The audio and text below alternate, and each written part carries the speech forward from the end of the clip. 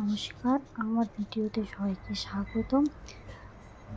আমরা তো ফুলকপি অনেক রকম করে রান্না করে খাই। আজকে এই রেসিপিটা আমার একবার দেখে নাও, যাতে তোমরাও করে খেতে পারো। খুবই ভালো মজার একটা রেসিপি। ফুলকপিগুলো কেটে নিয়েছিলাম, সেগুলোকে ভাজতে দিয়ে দিলাম। সেগুলো ভাজলাম, ভাজতে দিয়ে দিয়েছি, ভেজে নিয়ে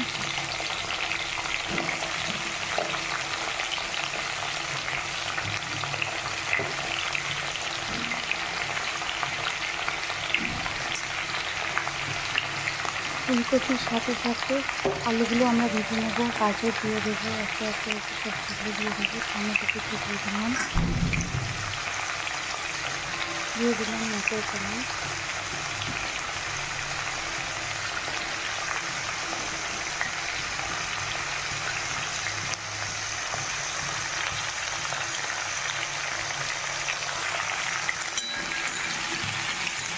ভাজার পর একটু সবজিগুলো আমি ভালো করে ভেজে নেবো। ততক্ষণে আমরা মশলাটা রেডি করে নিই।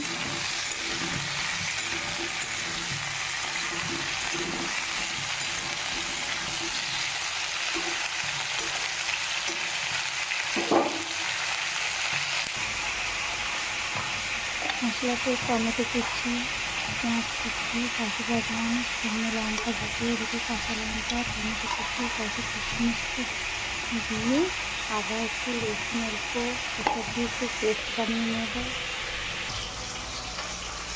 পেস্ট বানানো হয়ে গেছে, সবজিগুলো ভাজা হয়ে গেছে। সবজিগুলো তুলে রেখে মশলা দিয়ে তেজপাতা, গরম মশলা একটু দিয়ে দিলাম, তার সাথে মশলাটাও দিয়ে দিলাম। এটা কষে নেব।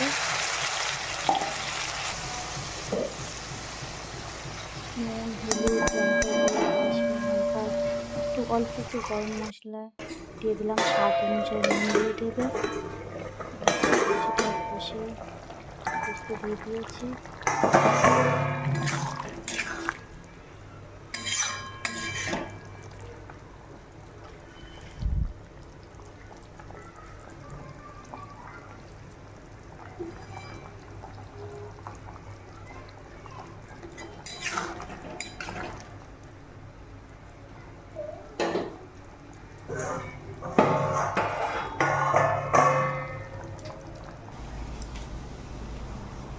কষতে কষতে দেখে নিলাম হয়ে গেছে, নামিয়ে ফেলেছি।